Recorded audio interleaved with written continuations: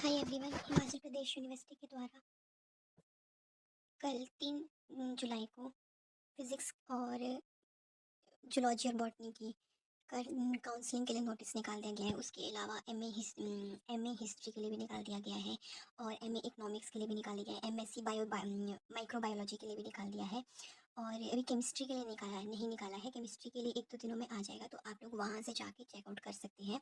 अभी मैं physics, botany और जूलॉजी के काउंसलिंग के जो नोटिस है वो आप लोगों के साथ डिस्कस कर देती हूँ कि क्या है। जब केमिस्ट्री का आ जाएगा तो हम केमिस्ट्री का भी डिस्कस कर लेंगे।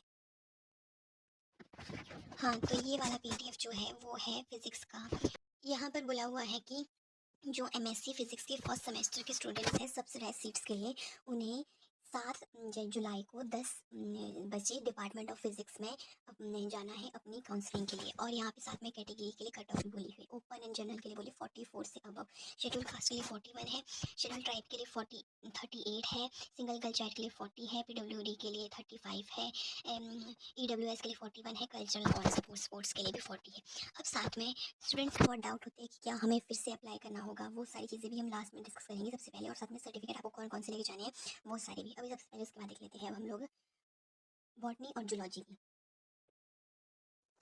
अब ये वाला जो पीडीएफ है ये है एमएससी बॉटनी का। सेम आप लोगों को 7 जुलाई को 10 बजे जाना है डिपार्टमेंट ऑफ बायोसाइंसेज में, समर हिल हिमाचल प्रदेश यूनिवर्सिटी में। ठीक है, कट ऑफ भी बोली गई है। एमएससी बॉटनी के लिए कट ऑफ है ओपन टू ऑल के लिए है 53 पर से ऊपर, एचपी जर्नल के लिए है 53 से ऊपर, एससी के लिए 50 है, एसटी के लिए 49 है, पीडब्ल्यूडी के लिए 38 है, कल्चरल और स्पोर्ट्स के लिए 40 है, सिंगल गर्ल चाइल्ड के लिए भी 40 है, वार्ड ऑफ एचपी यूनिवर्सिटी के लिए 40 है एंड ईडब्ल्यूएस के लिए 52 है। ये है जूलॉजी की। इसमें भी सेम यही बोला है कि ओपन टू ऑल के लिए 70, जर्नल के लिए 70, एससी के लिए 68, एसटी के लिए 65, पीडब्ल्यूडी के लिए 49, कल्चरल के लिए 52, स्पोर्ट्स के लिए 40, सिंगल गर्ल चाइल्ड के लिए 59, कश्मीरी स्टूडेंट्स के लिए 40, वार्ड ऑफ एचपी यूनिवर्सिटी के लिए है 40 एंड ईडब्ल्यूएस के लिए 69। और साथ में लिखा है the students are also directed to bring with them the print out of their admission form along with the all relevant original documents and photo copies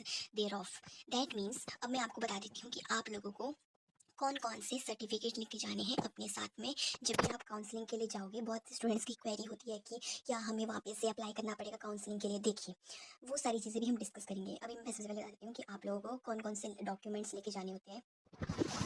ये मैंने जो आपके पास में नोटिस आया है फिजिक्स के लिए, उसमें है ये सारे के सारे नोटिस डाले हुए। देखो, आप लोगों के पास में जब भी आपने एंट्रेंस का फॉर्म भरा होगा उस टाइम पे आपके पास में एप्लीकेशन फॉर्म आया होगा डाउनलोड करने के लिए। आपको उस एप्लीकेशन फॉर्म को डाउनलोड करना है, फिर उसके बाद में आपका उसका प्रिंट आउट निकालना है और फिर उस प्रिंट आउट को, वो है एक्चुअल में आपको अलग से अप्लाई नहीं करना होता है कभी भी काउंसलिंग के लिए। एचपी यूनिवर्सिटी में आपके लिए जो एंट्रेंस के टाइम पे एप्लीकेशन फॉर्म डाला, एप्लीकेशन फॉर्म आपके पास में सबके पास में डाउनलोड हो गया होगा, वो आपको ढूंढना है अपने फ़ोन में जहाँ भी है और फिर आपको उसका प्रिंट आउट निकालना है। एक्चुअल में वो आपका एप्लीकेशन फॉर्म है। जब आप काउंसलिंग के जाएंगे आपको उसका प्रिंट आउट अपने साथ लेके जाना होगा।